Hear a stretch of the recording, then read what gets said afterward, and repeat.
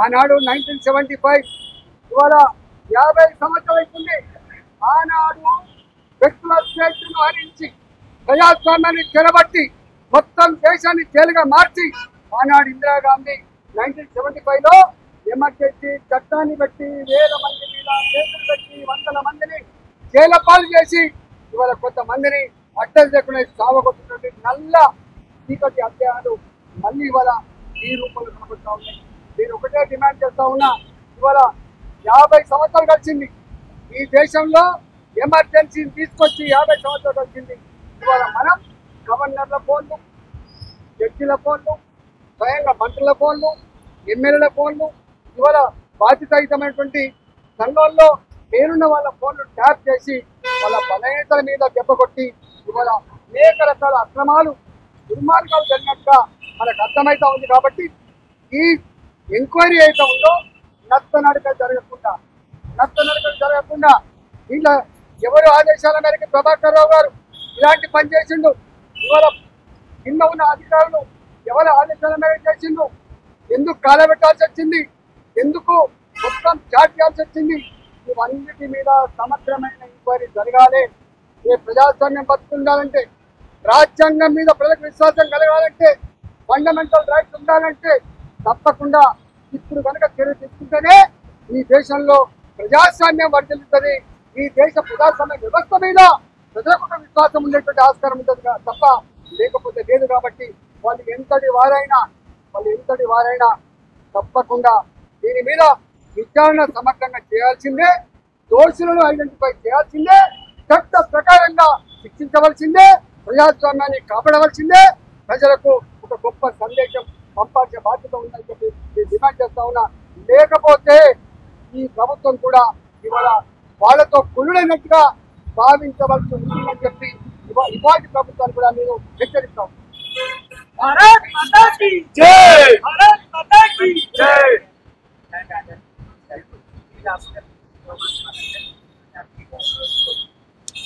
మా వైఫ్ మా భార్య నడిపేది యమునా ఫోన్ నంబర్ కూడా మొత్తం స్టార్ట్ చేసి టోటల్గా మా వాళ్ళు బిజినెస్ లో ఏ మెసేజ్ అయితే పంపుకుంటారో మెసేజ్ పంపుతామో అవన్నీ కూడా మన మీద రికార్డ్ చేసి మొత్తం ఆ చాట్ అంతా ఉన్నది.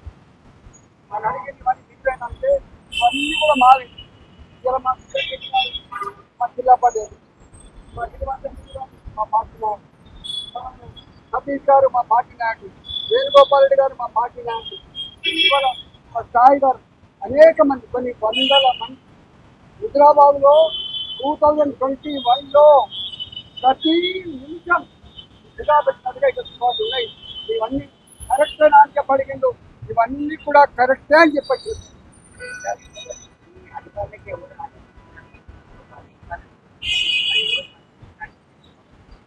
ఇవాళ నేను మళ్ళీ చెప్తున్నా, ఇది దేశపిసరకు ఆస్కారం లేదు. ప్రణీత్ రావు గారు కానీ,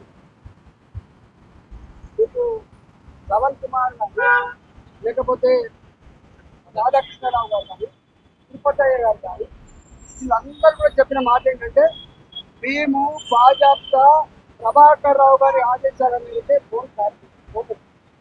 ప్రభాకర్ రావు గారి ఆదేశాల మేరకే ఈ సమావేశాలంతా కూడా సేకరించుకుంటారు.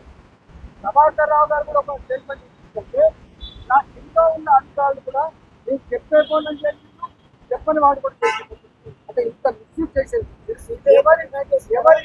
ఎవరంటో తప్పకుండా ఈ డిపార్ట్మెంట్ ముఖ్యమంత్రి గారి కంట్రోల్లో ఉంటుంది. ఈ ఇంటెలిజెన్స్ వ్యవస్థ కానీ, ఎస్ఐబి కానీ, లా అండ్ ఆర్డర్ కానీ, ఇవన్నీ కంట్రోల్ ఉండేది ముఖ్యమంత్రి దగ్గర ఉంటుంది. ఏ పీరియడ్లో ఇది ట్యాప్ చేయబడ్డావో, ఏ పీరియడ్లో ఈ సమాచారం సేకరించబడ్డదో అప్పుడు ముఖ్యమంత్రి గారు ఇవాళ ముఖ్యమంత్రి గారికి తెలవాలి. ఇవాళ ముఖ్యమంత్రి గారు కిందనే ఉంటుంది ఇంటెలిజెన్స్ వ్యవస్థ, ముఖ్యమంత్రి గారి కిందనే ఉంటుంది ఇంటెలిజెన్స్ వ్యవస్థ. ఇవాళ ఈ ముఖ్యమంత్రి గారు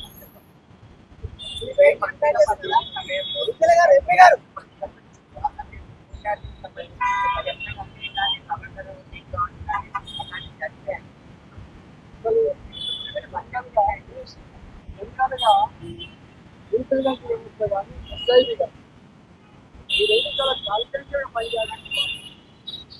ఇవాళ ఈ రూపంలో వాడి చరిత్ర ఇంత మరణైందని బయటకు వస్తాను చెప్పి ఎవరు ఊహించలేదు. ఇప్పుడు ఎంత బాధ అయితే భార్యాభర్తలు నేను నా భార్య ఎక్కడ మాట్లాడుకునే సమాజం ఏంటంటే ఎంత నీచానికి ఒడిగట్లేదు గారు, ఎంత నీచానికి ఒడిగట్లేదు.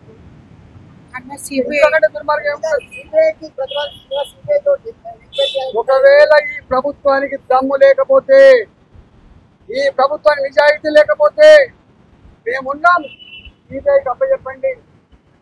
ఎక్కడ ఏం జరిగిందో, ఎవరు దీంట్లో బాధ్యులో, ఎవరు దోషులో, వాడు ఎంతటి వారైనా పనిష్మెంట్ చేయగలిగే సత్తా సీబీఐకి